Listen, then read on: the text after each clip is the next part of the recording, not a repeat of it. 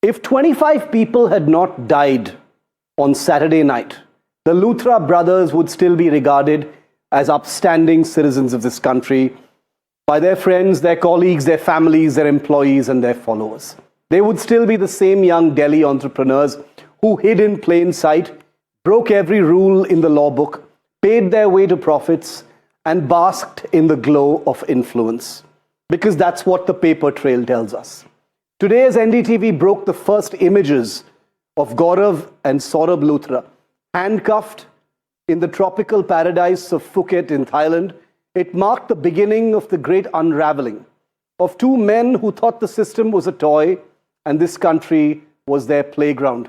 Look around anywhere in Delhi NCR and you will see Gaurav and Saurabh Luthra type people, except you don't know what's really going on.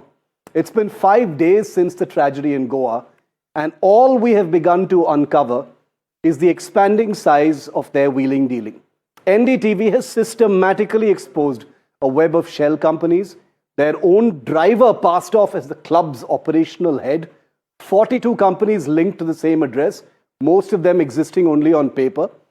These were brothers who were considered clean enough to pose with celebrities, influencers, and actors like Ori or the actor Jacqueline Fernandez, singer Biprak. Now, let's be very clear. None of these celebrities have anything to do with the corruption or criminalities that the Luthras orchestrated. The point is simple.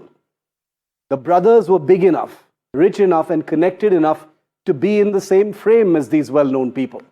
As India now spends precious public resources, that's right, taxpayer money, to bring the Luthras back and make them face the music, ask yourself tonight, how many seemingly upstanding wheeler dealers operate in our midst in plain sight?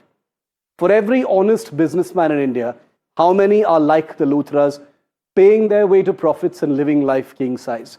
What does it say about a system that allows them to sleep peacefully, show no remorse, book their tickets 90 minutes after 25 people die on their property, and then expect sympathy from the courts when all this comes crashing down? Do we blame the Luthras alone?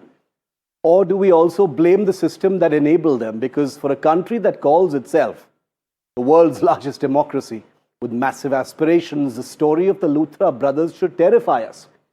They have proved that two young men who know exactly where the cracks are can take an entire nation for a ride.